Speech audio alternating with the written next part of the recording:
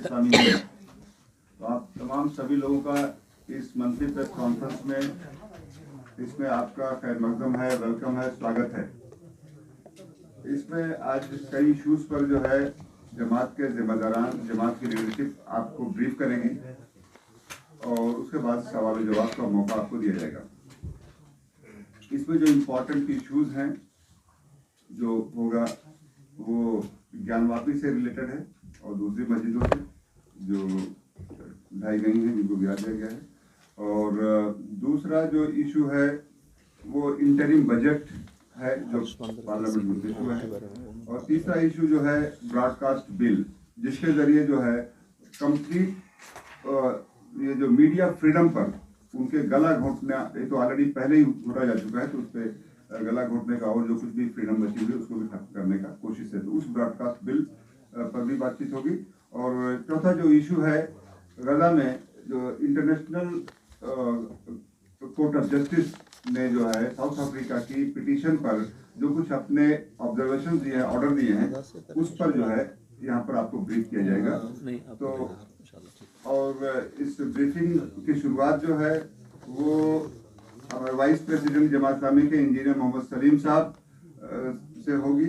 वो आपको interim budget और ब्रॉडकास्ट बिल पर आपको ब्रीफ करेंगे। तो मैं दरख्वास्त करूँगा मोहतरम इंजीनियर सलीम साहब से कि वो इंटरिम बजट और ब्रॉडकास्ट बिल पर मीडिया को ब्रीफ करें।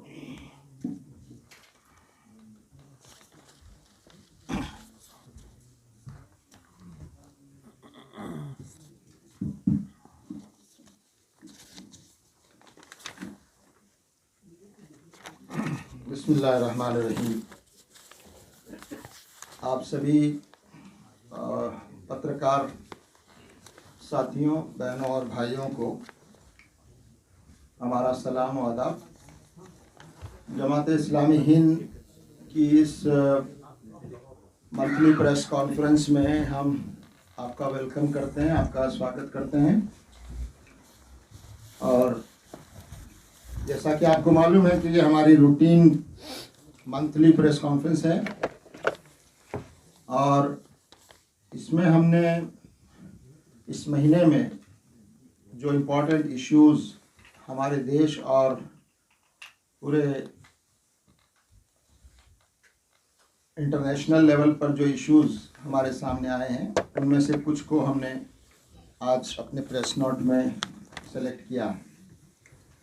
तो एक बड़ी इम्पोर्टेंट चीज़ जो अभी हुई है, और अभी पार्लियामेंट का सेशन चल भी रहा है और हमारी हुकूमत ने इंटरिम बजट का सेशन चल रहा है और जो बजट पेश किया है, जाहिर है फाइनल बजट तो नई गवर्नमेंट पेश करेगी जब नया इलेक्शन होगा। तो ये इंटरिम बजट जो पेश हुआ है उस पर जमात इस्लामी हिंद ने उसको बारीकी से देखा है। उसमें दो तीन बातें हम समझते हैं कि बहुत ज़्यादा सीरियस हैं और वो बातें ऐसी हैं जिनको हम पहले भी कहते रहे हैं। एक बात तो ये है कि जो हमारा सोशल सेक्टर है, सोशल सर्विस सेक्टर है, हेल्थ और एजुकेशन, जिसके बारे में हम बहुत पहले से ये कहते रहे हैं कि ये बजट हमारा जो पेश किया जाता है हर साल, हम उसकी डिमांड करते हैं कि हेल्थ पर हमारा कम से कम 3 या 4% ऑफ जीडीपी खर्च होना चाहिए। और एजुकेशन जो हमारा न्यू एजुकेशन पॉलिसी है उसमें भी ये बात रिकमेंड की गई है कि एजुकेशन पर कम से कम 6% ऑफ जीडीपी वो हमारा बजट होना चाहिए। लेकिन अभी हम देख रहे हैं कि इस बजट में भी इसका ख्याल नहीं रखा गया है और इस बजट में भी ये बहुत कम बजट है हेल्थ पर। और हालांकि अमाउंट के लिहाज से थोड़ा बढ़ाया ज़रूर गया है कि 86,175 करोड़ जो पिछली बार था, अब उसको 87,656 करोड़ किया गया है हेल्थ का बजट। लेकिन अगर आप 5% इन्फ्लेशन को इसमें शामिल करें तो ये बजट काफ़ी कम है, घट जाता है। यानी पहले के मुकाबले में 3.17% की कमी इसमें आ गई है अगर हम इन्फ्लेशन को उसमें शामिल करें। इसी तरह से एक बहुत पॉपुलर स्कीम जो आम लोगों के लिए हेल्थ की स्कीम प्रधानमंत्री स्वास्थ्य सुरक्षा योजना की थी उसका बजट घटा दिया गया है और आप देखेंगे कि उसके बजट में 33% की कमी कर दी गई। पिछली बार ये बजट 3,365 करोड़ था, अब 2,400 करोड़ इस बार रखा गया है। 33% की कमी इसमें आई है। माइनॉरिटीज़ के लिए जो बजट रखा जाता है उस बजट में भी कमी आई है और ये बहुत अफसोसनाक है कि कई स्कॉलरशिप्स, प्री मैट्रिक और मौलाना आज़ाद स्कॉलरशिप, फेलोशिप वगैरह इनको बंद कर दिया गया है। और हालांकि मदरसा एजुकेशन के लिए कुछ बजट पहले के मुकाबले में बढ़ा है, यानी 2 करोड़ के मुकाबले में 5 करोड़ किया गया है, लेकिन ये 2 करोड़ पहले 10 करोड़ को घटाकर 2 करोड़ किया गया था, उसके बाद 5 करोड़ हुआ है। तो जमात इस्लामी हिंद ये समझती है कि हमारी हुकूमत को आम लोगों के बारे में और भारत जैसे देश में हेल्थ और एजुकेशन पर जो हमारा बजट आना चाहिए वो बजट जितना ज़रूरत है उससे बहुत ही कम है। अभी भी हमको बहुत आगे जाने की ज़रूरत है। इसके अलावा इस बार टैक्स में कोई रिलीफ नहीं दिया गया, तो आम लोगों के लिए इस बजट में कोई ऐसा रिलीफ नहीं मिलता है। दूसरी बात जो हमने अपने प्रेस नोट में शामिल की है वो हमारा एक ब्रॉडकास्ट बिल है जिसका संबंध आप सब लोगों से भी है। और हम देख रहे हैं कि 2014 के बाद से मौजूदा जो हुकूमत है वो प्रेस की फ्रीडम को और फ्रीडम ऑफ एक्सप्रेशन को बहुत ही श्रिंक करती जा रही है, उसका दायरा छोटी करती जा रही है और गवर्नमेंट के खिलाफ या गवर्नमेंट को के बारे में नेगेटिव कमेंट या गवर्नमेंट की पॉलिसीज़ पर क्रिटिसिज्म जो है उसको ये हुकूमत बर्दाश्त नहीं कर रही है। और धीरे धीरे हम देख रहे हैं कि मीडिया पर तो पहले से बहुत सी पाबंदियां हैं, लेकिन अब ये जो नया ब्रॉडकास्ट बिल लाया गया है और इसमें न्यूज़ की डेफिनेशन को जो बहुत बड़ा एक्सटेंड कर दिया गया है और उसमें एनालिसिस को भी और व्यूज़ को भी और जो कंटेंट हम जनरेट करते हैं और OTT जो प्लेटफॉर्म्स पर जो डॉक्यूमेंट्रीज या छोटी फिल्म्स बनाई जाती हैं उन सब को उस दायरे में ले लिया गया है और एक किस्म की ये सेंसरशिप है जो और ज़्यादा सख्त कर दी गई है और उस पर बहुत पनिशमेंट भी काफ़ी रखा गया है कि आप उस पर पेनलाइज भी किया जा सकता है, उसको बंद भी किया जा सकता है, कंटेंट को हटाया भी जा सकता है, आपका रजिस्ट्रेशन कैंसिल किया जा सकता है। तो हम देख रहे हैं कि मीडिया जो एक डेमोक्रेसी का एक बहुत मजबूत पिलर है उसको धीरे धीरे उसको कमज़ोर करने की कोशिश में ये ब्रॉडकास्ट बिल एक और बड़ा कदम है और हम समझते हैं कि इससे हमारी डेमोक्रेसी बहुत कमज़ोर होगी और लोगों को अपनी बात रखने की जो आज़ादी है और हुकूमत के पॉलिसीज़ पर जो क्रिटिसिज्म की आज़ादी है उस आज़ादी को धीरे धीरे एक तरह से ख़त्म किया जा रहा है और हम डेमोक्रेसी के बजाय एक बहुत ही एक डिक्टेटोरियल और अथॉरिटेरियन रेजिम की तरफ हम बढ़ रहे हैं। तो जमात इस्लामी हिंद समझती है कि हुकूमत को चाहिए कि वो इस बिल को एक तरह से वापस करें और जो प्रेस की और लोगों की जो फ्रीडम है उस फ्रीडम को बचाना हम सब के लिए ज़रूरी है और आपकी भी ये जिम्मेदारी है, मीडिया के साथियों की भी, कि इसको बहुत सीरियसली लिया जाना चाहिए।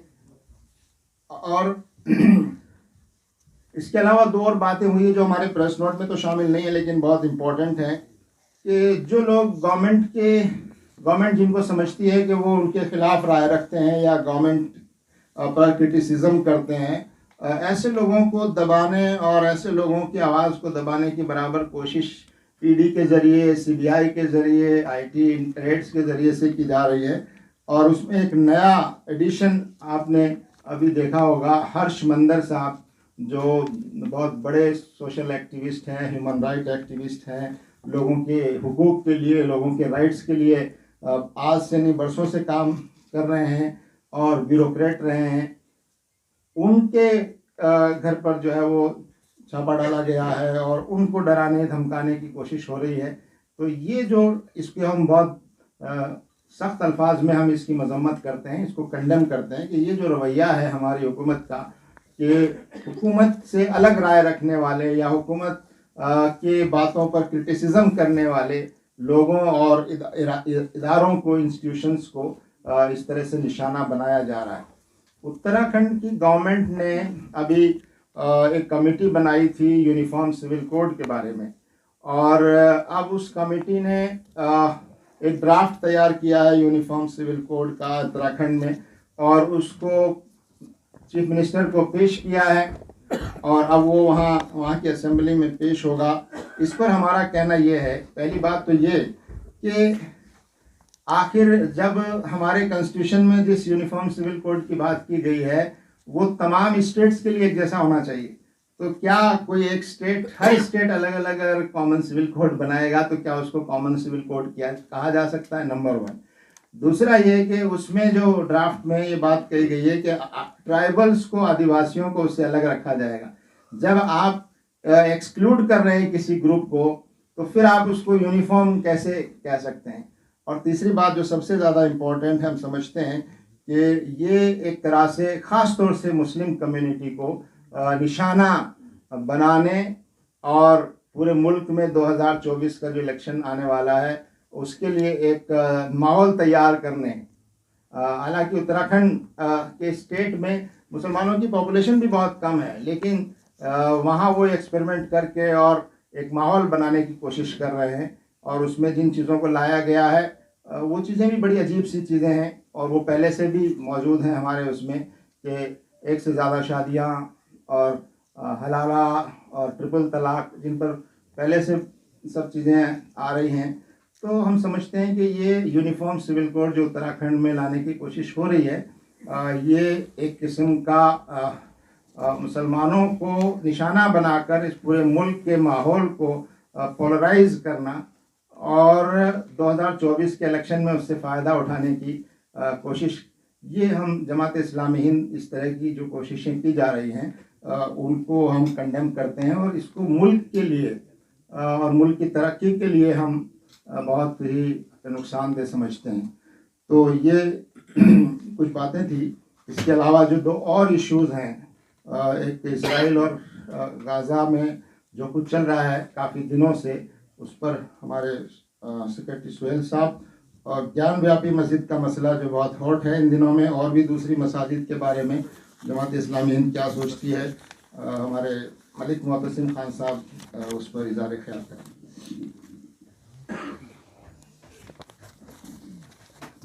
भाइयों बहनों, जैसा कि हम जानते हैं 3 महीने से वॉर ऑन गज़ा जो इज़राइल की तरफ से जो किया जा रहा है, जो अनप्रेसिडेंटेड है, जो मॉडर्न हिस्ट्री में इतना बड़े पैमाने पे बम्बार्डमेंट ऑफ सिविलियन लोकेलिटीज़ और जेनोसाइडल वॉर जो कैमरा के सामने लाइव जो हम देख रहे हैं फ़लस्तीन के अंदर, इसको बहुत ही खुशी की बात है कि दुनिया के एक मुल्क साउथ अफ्रीका ने इज़राइल को ICJ में, इंटरनेशनल कोर्ट ऑफ जस्टिस में अकाउंटेबल बनाने का कोशिश किया।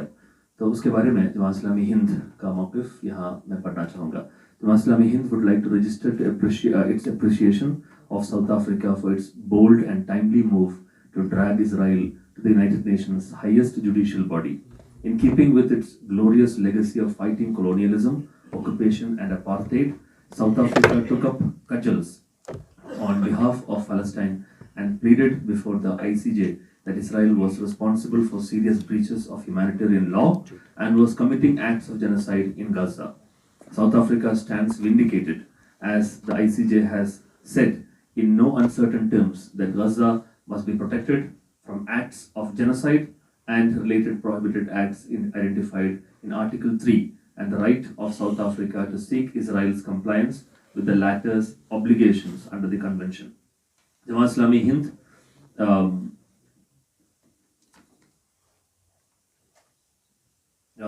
welcomes certain observations by the ICJ, especially those mentioned in paras 54, 78 and 79. Although we are disappointed with the ICJ did not explicitly call for immediate ceasefire in Gaza.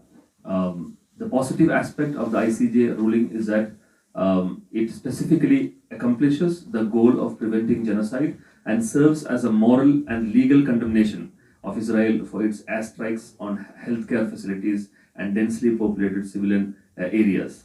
The fact that 15-2 majority within the ICJ favored most of the provisional measures shows a broad consensus over Israel agreeing to refrain from genocidal war. We urge the government of India, the international community, along with Muslim countries, to press Israel for an immediate ceasefire in Gaza. The indictment of Israel in ICJ should be extended to achieving peace and cessation of hostilities in the Gaza Strip. Though a ceasefire has been reached in the discussions yesterday and day before, it has to come into immediate execution today itself. This is what we would like to demand to the Israel and also the international community. Thank you. Over to Malik Muntazim Khan Sahab, who will brief regarding the Gyan Vapi issue. Any other issues? Ask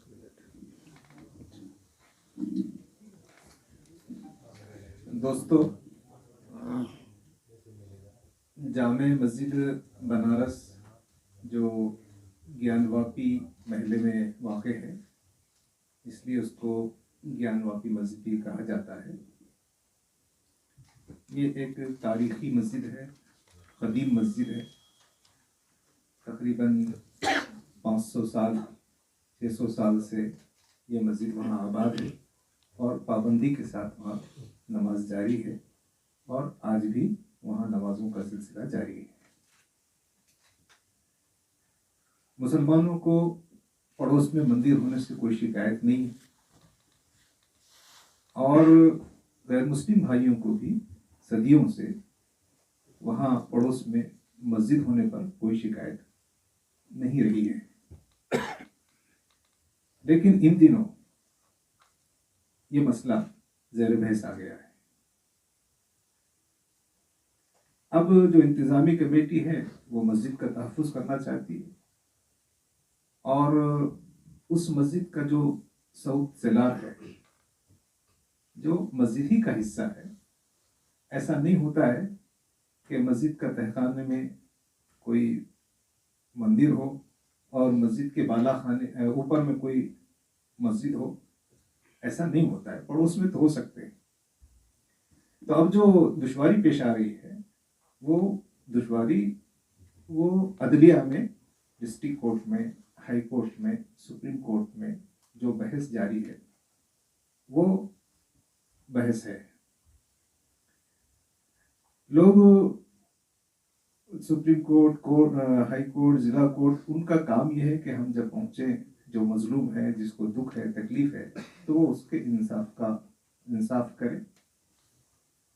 लेकिन हालिया दिनों में तकरीबन 24 petitions वहाँ मुख्तलिफ court में जामे मस्जिद बनारस के खिलाफ दायर की गई है और क्लेम यही है कि ये मस्जिद नहीं है, ये तारीख में कभी मंदिर था और अब ये इसको मंदिर होना चाहिए।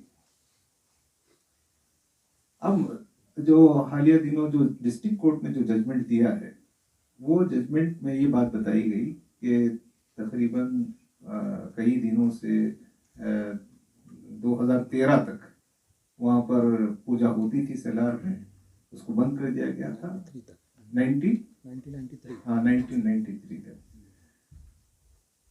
जबकि हकीकत ये है कि उस सेलार में जो स्टोर रूम का काम करता है, वहाँ पर तारीख में आज तक ये फैसला होने तक कभी वहाँ पूजा नहीं होती थी। अब जो बात AASI रिपोर्ट की कही जा रही है, AASI की रिपोर्ट जो पेश की गई है उस पर कोर्ट में बहस नहीं हुई है। AASI की रिपोर्ट सही भी हो सकती है और गलत भी हो सकती है, दोनों के इम्कानात हैं। बाबरी मस्जिद के इशू में भी AASI की रिपोर्ट को अदालत ने तस्लीम नहीं किया था और एक दूसरा अदालत का ऑब्जर्वेशन था, इसलिए AASI की रिपोर्ट कोई बेस नहीं है। वो सही भी हो सकती है, गलत भी हो सकती है, तो उसको भी एक हवा बनाकर पेश किया जा रहा है। ये जो फरीक है वहाँ इंतजामी कमेटी, वो चाहती थी कि हाई कोर्ट में जाके वो अपील करे, लेकिन जैसे ही फैसला हुआ सुबह होने से पहले उस पर अमल कर दिया जाए। तो ये जो एडमिनिस्ट्रेशन का जो उसमें रोल है, ये खुद भी उस इशू को पूरा मशकूक बना रहा है। तो जो जुडिशरी का और जो एडमिनिस्ट्रेशन का जो प्रोसेस है, उससे ऐसा लग रहा है कि जामा मस्जिद बनारस के हिस्से में कोर्ट का जो रवैया है, वो रवैया वो जो हम इंसाफ के तकाजे हैं, जो अदालत के तकाजे हैं, जो कानून के तकाजे हैं, वो उसको पूरा नहीं कर रहा है। ये मसला सिर्फ वहीं का नहीं है। असल में इस पूरे मसले को हम जब देख रहे हैं, अभी दिल्ली में हमने देखा कि मेहरौली के करीब में एक मस्जिद है, मस्जिद अकबर, जिसका केस भी कोर्ट में चल रहा है और पेशी होने वाली है। बगैर किसी इंफॉर्मेशन के उस मस्जिद को जमींदोज कर दिया है। थोड़े दिनों पहले न्यू दिल्ली म्युनिसिपल कॉरपोरेशन की तरफ से सुनहरी बाग की मस्जिद का मसला आया, नोटिफिकेशन दिया गया कि भाई रुकावट, ट्रैफिक में तकलीफ हो रही है, इसलिए इस मस्जिद को यहाँ से हटा देना चाहिए। तो अगर इस पूरे इन सब चीज़ों को जोड़कर अगर हम देखते हैं, तो उससे ऐसा लग रहा है कि मस्जिदों के ताल्लुक से, मकबरों के ताल्लुक से जो हमारा एडमिनिस्ट्रेशन का जो रवैया है और जो हमारा जुडिशरी का जो रवैया है, वो रवैये में वो इन मस्जिदों को वो मस्जिदों की शक्ल में देखने में या उसके साथ इंसाफ करने में वो इंसाफ के तकाज़ों को पूरा नहीं कर रहा है। इससे कम्युनिटी में तकलीफ है, अनरेस्ट। इसलिए हुकूमत की जिम्मेदारी है, पॉलिटिशियंस की जिम्मेदारी है, मीडिया की जिम्मेदारी है कि हम सब मिलकर इस मुल्क की बेहतरी के लिए काम करें। कोर्ट का काम सिर्फ डिसीजन देना नहीं है, कोर्ट का काम इंसाफ करना है। कमजोर आदमी भी है, माइनॉरिटी भी है, अगर वो हक पर है और उसकी बात सही है, तो कोर्ट को कहाँ खड़ा होना चाहिए। ये सवाल हमें परेशान कर रहा है कि क्या कोर्ट हमेशा जो ताकत है या जिससे जो मेजॉरिटी है या जो जिसके ताल्लुक से प्रोपेगेंडा कर दिया जा रहा है, क्या इससे ही हमारे यहाँ की जुडिशरी मुतासिर हो जाएगी या वो इंसाफ की जो कदरें हैं उसको बाकी रखेंगी। तो मुल्क के मुस्तकबिल के लिए मसला सिर्फ एक मस्जिद दो मस्जिद का नहीं है। कल मतला काशी का है, काशी का चल रहा है, मथुरा का है, और ऐसे बहुत से मसले आएंगे। तो इन सब में इन फैसलों से लोगों को गलत रास्ता मिलेगा। इसलिए इस मौके पर हम जुडिशरी से तो जुडिशरी में जाएंगे, वहाँ बात करेंगे, लेकिन जो अवाम से भी हम चाहते हैं, हुकूमत से भी चाहते हैं, पॉलिटिशियन से भी चाहते हैं कि वो ऐसा माहौल बनाए कि बातें एविडेंस की बुनियाद पे, प्रूफ की बुनियाद पे, हक़ाइक़ की बुनियाद पे, उस सब के लिए एक उसूल तय कर दिया गया। वो उसूल ये है कि 1991 प्लेसेस ऑफ वर्शिप एक्ट, ये पार्लियामेंट ने पास किया है और उसमें ये बात है कि जो स्टेटस 15 अगस्त 1947 को जिस मजहबी मुकाम का है वही बाकी करेगा, वही बाकी रहेगा। ये एक बहुत ही बैलेंस्ड व्यू है और उस व्यू के मुताबिक ही आगे बढ़ना है।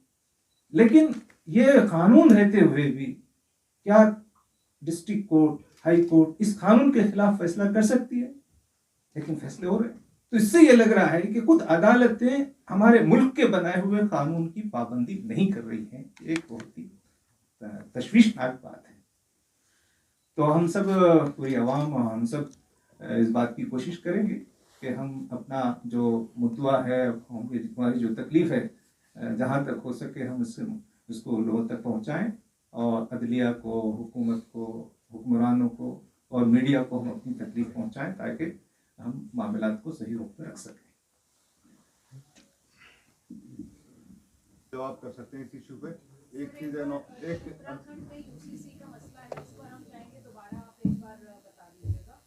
ठीक है, सवाल जवाब आएगा, उसी सवाल जवाब में आपका जो मसला होगी। मैंने शायद आपके आने में देर हुई होगी, मैंने बताया कि उत्तराखंड में वहाँ की गवर्नमेंट ने यूनिफॉर्म सिविल कोड लाने की कोशिश तो बहुत पहले शुरू कर दी थी। एक कमेटी बनाई थी और कमेटी ने बताया गया कि कमेटी ने लोगों से मशवरे लिए और अब उस कमेटी ने एक रिपोर्ट पेश की है चीफ मिनिस्टर को और उसमें कई सुझाव दिए गए हैं। उस रिपोर्ट पर अब बहस होगी वहाँ की असेंबली में। तो हमारे इस पर कई बुनियादी सवाल है। पहली बात तो हम ये कहते रहे हैं कि यूनिफॉर्म सिविल कोड जैसी कोई चीज़ भारत जैसे प्लूरल सोसाइटी में मुमकिन नहीं है। इस तरह की कोशिश करना जो है वो पॉसिबल नहीं है। और ये बात लॉ कमीशन ने भी कही थी कि इस पर अभी 10 साल तक कम से कम इस पर कोई बात नहीं होनी चाहिए। तो ये जो कोशिश हो रही है उसमें साफ नज़र आता है कि एक तो एक स्टेट का कोई कोड बनता है तो क्या वो यूनिफॉर्म कहलाएगा? फिर उसमें से ट्राइबल्स को आप अलग करके कर देंगे तो क्या आप उसको यूनिफॉर्म कहेंगे? और साफ नज़र आता है उसमें जो प्रपोजल्स आए हैं कि ये मुसलमानों को टारगेट करके किया जा रहा है कि ऐसी चीज़ें लाई जाएं जो मुसलमानों की प्रैक्टिस में हैं, उनको किसी तरह से ज़ेर बहस लाया जाए, उन पर रोक लगाई जाए ताकि मुसलमान तकलीफ़ महसूस करें अपने मज़हब पर अमल करने में। ये जो मेंटलिटी है ये बहुत ख़तरनाक किस्म की मेंटलिटी है।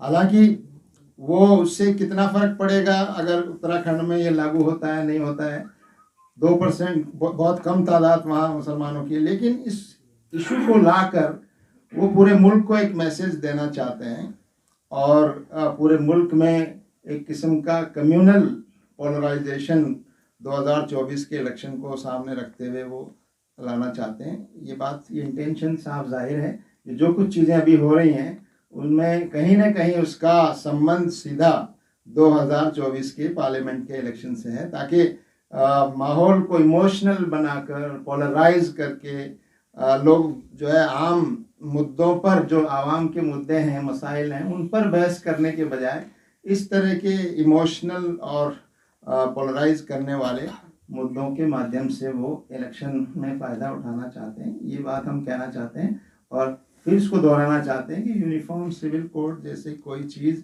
भारत जैसे एक प्लूरल सोसाइटी में पॉसिबल नहीं है। और अगर ऐसा करने की कोशिश की जाएगी मुसलमानों को तकलीफ़ पहुंचाने की नीयत से, तो वो हमारे कॉन्स्टिट्यूशन के भी बहुत खिलाफ होगा। अरशद नकवी साहब ने कल कहा कि कानून की किताबों को आग लगा देनी चाहिए, तो ये मैसेज किधर की तरफ है सर? जो बात जिसने कही है उसी से पूछी जाए। मलिक साहब, एक सवाल है, ये अदालतों के रवैये पर आपने तशवीश भी जाहिर की है, नाराजगी भी जाहिर की है। कल की मुस्लिम फसल्ला बोर्ड की प्रेस कॉन्फ्रेंस में आप दोनों हजरात मौजूद थे, वहाँ भी अदालतों के रवैये पर सख्त तशवीश जाहिर की गई, अभी भी कर रहे हैं, उसी का भी इजहार किया गया। तो और उसके साथ साथ आप अदालत में जाने की भी बात करते हैं। तो जब अदालतों का रवैया ये है और आप मायूस हैं, फिर आप अदालत में क्या लेने जाएंगे? पहली बात तो ये है। दूसरी बात, आपने ये कहा कि इससे मुसलमानों में हाथों से बेचैनी है। उस बेचैनी को कंट्रोल करने के लिए क्या आपके पास कोई लाएअमल है? देखिए, अदालतों के रवैये पर हमारा एहसास जो कल था वही आज भी है कि अदालतों का रवैया जिस तेज़ी के साथ पक्षपातपूर्ण होता जा रहा है और ऐसा लगता है कि अदालतें आगे बढ़कर हुकूमत की जो पसंदीदा चीज़ें हैं उनको करने की कोशिश में लगी हैं और निशाना सीधे सीधे यहाँ मुस्लिम कम्युनिटी नज़र आती है। ये साफ नज़र आ रहा है। पिछले जितनी चीज़ें हुई हैं, बाबरी मस्जिद का फैसला आया, फैसला देने वाले चीफ जस्टिस जो थे वो बाद में राज्यसभा के मेंबर बन गए। यहाँ ज्ञान व्यापी में भी जिन साहब ने ये फैसला दिया, एक दिन पहले रिटायरमेंट से एक दिन पहले उनको भी कोई ना कोई चीज़ मिल जाएगी। तो ये जो ट्रेंड, अदालतों की जो क्रेडिबिलिटी है वो उस पर सवाल खड़ा हो रहा है और उसकी क्रेडिबिलिटी को बरकरार रखना हम सब सिटीजन्स की जिम्मेदारी है। लेकिन इसका ये मतलब नहीं है कि कोई मसला पैदा होगा तो हम अदालत में नहीं जाएंगे। अदालत से ठीक है, गवर्नमेंट से भी हमसे बहुत शिकायतें रहती हैं, लेकिन गवर्नमेंट हमारी है, उसको ठीक करना, उसको सही रुख पर लाना ये हमारी जिम्मेदारी है। तो अदालतों के रवैये पर हमें तशवीश है और उनका रवैया कॉन्स्टिट्यूशन के मुताबिक और बिल्कुल निष्पक्ष होना चाहिए। जो इस वक्त लग रहा है कि वो मुतासिर हो रहा है, लेकिन उसको ठीक करना भी हमारी जिम्मेदारी है और ज़रूरत पड़ेगी तो अदालतों ही के ज़रिए से हम अपनी चीज़ों को वहाँ ले जाएंगे। इंजीनियर साहब सवाल ये है कि ज्ञान नवाबी मस्जिद हो या महरौली की मस्जिद हो और तमाम वो मसाजिद जिस पर नजरें हैं, तो आप जैसी तंजीमें क्या कर रही हैं, कौम को क्या मैसेज देंगे कि इसको कैसे बताएंगे, क्योंकि वो बेचैन है, क्योंकि आप लोगों को फॉलो करती है, तो आप उनको कैसे समझाएंगे कि हम इनको बचाना चाहते हैं और आप तमाम लोगों के लिए काम कर रहे हैं, क्या तरीका आपके पास? देखिए, हमारे देश में लोकतंत्र है, डेमोक्रेसी है। डेमोक्रेसी में हम सब सिटीजन मिलकर हुकूमत चुनते हैं और अब ये हुकूमत की जिम्मेदारी होती है कि उस देश में लॉ एंड ऑर्डर को वो मेंटेन करें। हुकूमत की जिम्मेदारी होती है कि वो वहाँ के नागरिकों की सुरक्षा के लिए माकूल इंतज़ाम करें। हुकूमत की जिम्मेदारी होती है कि वो वहाँ के रिलीजियस प्लेस या और दूसरे इंस्टीट्यूशन सबकी हिफाजत करना हुकूमत की जिम्मेदारी है। तो असल जिम्मेदारी ये हुकूमत की है। तो हम सब इसमें सिर्फ मुसलमान नहीं हैं बल्कि सब ये तवज्जो दिलाएंगे हुकूमत को कि मंदिरों, मस्जिदों, गिरजाओं, दूसरे इबादत गाहों, उन सब की हिफाजत करना, कानून के मुताबिक काम करना, ये हुकूमत की जिम्मेदारी है। तो जो हो रहा है उस पर भरोसा कैसे करेंगे? भरोसा टूट रहा है, लेकिन चूंकि मुल्क भी हमारा है, लोग भी हमारे हैं और सरकार जो बनी है वो भी हमारे आपके वोट से बनी है, इसको ठीक करना भी हमारी जिम्मेदारी है। तो इसको ठीक करने की कोशिश आप हम सब मिलकर करेंगे। जहाँ गलत हो रहा है, हुकूमत अपना अगर राजधर्म नहीं निभा रही है तो उसको राजधर्म निभाने के लिए मजबूर किया जाना चाहिए आवाम की तरफ से, और वो हमारा कॉन्स्टिट्यूशन है, हमारा संविधान है, उसके तहत हुकूमत जो है जिम्मेदारियों को निभाए। और सिटीजन्स के या माइनॉरिटीज़ के राइट जहाँ पर उन पर हमला होगा तो यहाँ जो इंस्टीट्यूशन मौजूद हैं, अदालतें हैं, उनके ज़रिए कोशिश की जाएगी, आवाम में बेदारी लाने की कोशिश की जाएगी, आवाम को समझाने की कोशिश की जाएगी।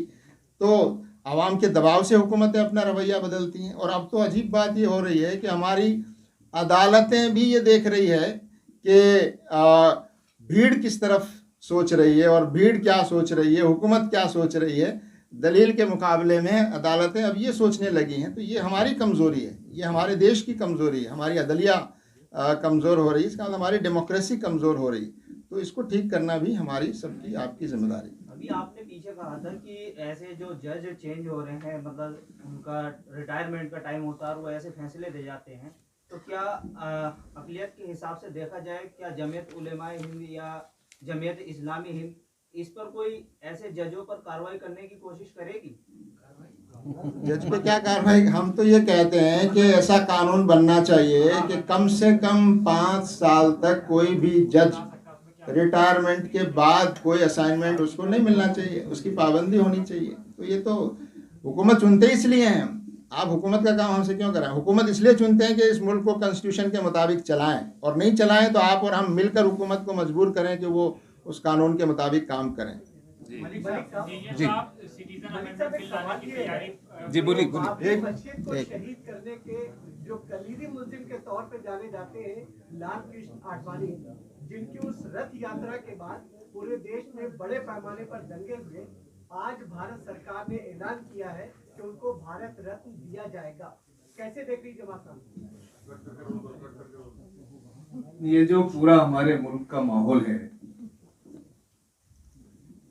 ये अब जो हुक्मरान हैं, नफरत की सियासत, दस्तूर के उसूलों की पाबंदी और जमहूरी जो हुकूक हैं, जमहूरी जो इक़दार हैं, डेमोक्रेटिक जो वैल्यूज़ हैं, उन सब को पामाल करते हुए ये मौजूदा सरकार काम कर रही है। तो मौजूदा सरकार से इस बात की तवक्को रखना कि वो ऐसे लोगों को इनाम देगी जो अमन और इंसाफ का काम कर रहे हैं। तो मौजूदा सरकार का रवैये के ऐन मुताबिक है कि वो बाबरी मस्जिद को तोड़ने वालों को इनाम दे। तो जो कुछ हुकूमत ने किया है, हुकूमत उनके जो अपने मकसद है उस हिसाब से इनाम दे रही। ये देश के लोगों को सोचना चाहिए कि ये हुकूमत क्या दस्तूर के मुताबिक काम कर रही है, कानून के मुताबिक काम कर रही है, डेमोक्रेसी के मुताबिक काम कर रही है, जमहूरी हुकूक के मुताबिक काम कर रही है, इंसान दोस्ती के मुताबिक काम कर रही है। ये असल सवाल देश की जनता से है।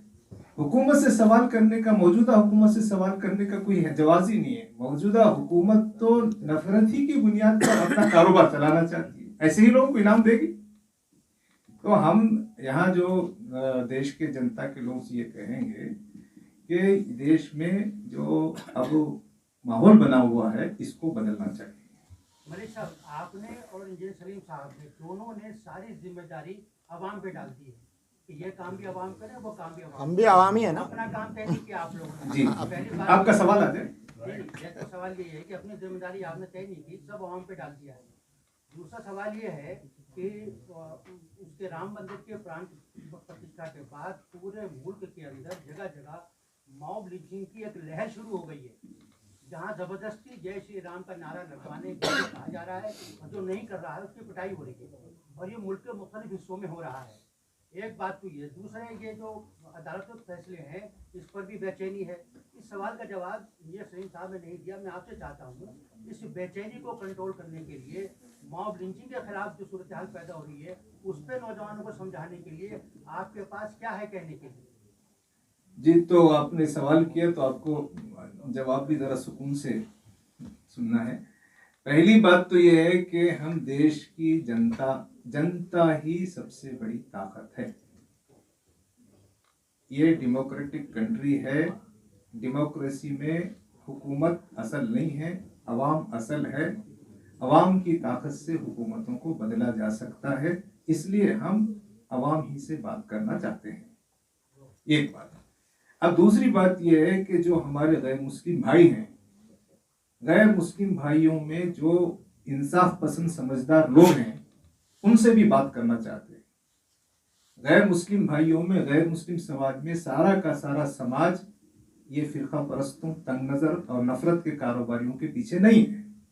अब भी समाज में इंसाफ पसंद लोग गैर मुस्लिम भाइयों में मौजूद हैं। हम गैर मुस्लिम भाइयों के उस इंसाफ पसंद समाज से इस बात का तकाजा करते हैं और उनकी हम मदद करेंगे, वो हमारी मदद करें कि हम सब मिलकर ये नफरत के जो कारोबारी हैं, ये जो नफरत से हुकूमत करना चाहते हैं, इनको हम लगाम देने की कोशिश करें। ये जिम्मेदारी मुसलमानों की नहीं है, ये जिम्मेदारी ज्यादातर गैर मुस्लिम समाज के इंसाफ पसंद शहरियों की है, इंसाफ पसंद दोस्तों की है। हम उनसे बात करना चाहते हैं। जहां तक मुस्लिम नौजवानों का ताल्लुक है, यकीनन उनके अंदर मौजूदा हालात में बेचैनी है और बेचैनी के माकूल वजूहात हैं। इसलिए हम बार बार उनसे, कल भी हमने कहा कि हम कैसे कहें कि वो सब्र करें, तहम्मुल करें। सब्र करने, तहम्मुल करने की दरखास्त करने की भी एक हद होती है। हम अब भी चाहते हैं कि वो सब्र और तहम्मुल में रहें, लेकिन हम ये चाहते हैं कि उनके अंदर ये जो मौजूदा हालात हैं इसको बदलने के लिए वक्त चाहिए। उसके लिए सबसे अहम बात जो हम कहते हैं कि जो सोशल चेंज है, सोशल इंगेजमेंट है, सोशल एक्टिविटीज हैं, अपना जो सोशल स्ट्रेंथ है, समाजी कुव्वत को बढ़ाना पड़ेगा। ये एक दिन में होने वाला नहीं है, इसके लिए हमें काम करना पड़ेगा। मायूस होकर, परेशान होकर घर में बैठना नहीं है। दूसरा काम यह है कि जो अब मीडिया की ताकत है, इंटरनेट की ताकत है, टेक्नोलॉजी की ताकत है, सन्नाटा तोड़ना चाहिए, खामोश नहीं रहना चाहिए। हर शहरी को जो जिम्मेदार है, जो समझ रहा है कि हुकूमत गलत कर रही है, जो समझ रहा है कि अदलिया का रुख सही नहीं है, जो समझ रहा है कि एडमिनिस्ट्रेशन का रवैया सही नहीं है, तो इस पर अपने जबान को खोलना और सोशल मीडिया की ताकत से कानून के अंदर, अदब के अंदर, अखलाक के अंदर, लेकिन अपनी आवाज को बुलंद करना चाहिए। तीसरा यह है कि पॉलिटिकल पावर बनने की कोशिश करना चाहिए। यहाँ के उन तमाम लोगों को जो इंसाफ पसंद है वो एक सियासी ताकत बनने की कोशिश करें, कौमी सतह पर भी, नीचे ग्राम पंचायत की सतह पर। एक दिन में हालात नहीं बदलेंगे। आज भी जो फिरका परस्त लोग यहाँ पर हैं, जिनके हाथों में मुल्क का इख्तिदार है, जो तंग नजर हैं, वो एक दिन की मेहनत से नहीं आए और हम एक दिन की मेहनत से नहीं हटा सकते। तो इसलिए हम मुस्लिम नौजवानों से भी और गैर मुस्लिम समाज के इंसाफ पसंद लोगों से भी ये कहेंगे कि मौजूदा मुल्क के हालात बिगड़े हुए हैं और गलत हाथों में है, लेकिन ये हमेशा के लिए नहीं है। इनको बदलने की ताकत अवाम में है, इसलिए अवाम से बात कर रहे हैं। ये असल इससे जुड़ा हुआ एक सवाल है, ये सीए एनआरसी का जो प्रोटेस्ट था उसके दौरान भी काफी सपोर्ट मिला जो गैर मुस्लिम इंसाफ पसंद लोगों की आप बात कर रहे हैं। अभी हाल में ईवीएम को लेकर एडवोकेट भानु प्रताप और एडवोकेट प्राचा, इन दोनों ने बहुत बड़ा प्रोटेस्ट किया, सुप्रीम कोर्ट में गए उसके तो, और उसको लेकर उन्होंने कॉल दिया तमाम इशूज पर एडवोकेट भानु प्रताप जो है वो एक बड़ा चेहरा हो चुके हैं प्रोटेस्ट का। वो इस बात की शिकायत लेकर अब मीडिया में इधर दो चार दिनों से खुलकर बोलने लगे हैं कि जब मुसलमान को आवाज देते हैं वो नहीं आता है साथ में ईवीएम के मामले पर। और ईवीएम को कहते हैं वो कि राम मंदिर से बड़ा इशू ईवीएम का है, उस पर मुसलमान नहीं, मुसलमानों को अगर आप सवाल कर लीजिए जी कोई रिलीजियस मामला उनका होता है तो उस पर लाखों की भीड़ हो जाती है। लेकिन उनकी बात मैं सुन चुका, आपका सवाल है। हाँ, तो मेरा सवाल यह है कि उनकी शिकायत पर आप क्या कहेंगे? आप बोल रहे हैं कि इंसाफ पसंद लोगों के पास जाएंगे, लेकिन आप जा तो नहीं रहे अमली तौर पर, पूरा कोई मुसलमानों की तरफ से नहीं जा रहा है, गिने चुने लोग जाते हैं, तो इसके लिए क्या कर रहे हैं आप? क्योंकि उनकी शिकायत जायज लगती है। उनकी शिकायत है नहीं है, जायज है नहीं है, वो फैसला तो आप करेंगे, आपको हक है उस पर फैसला करने का।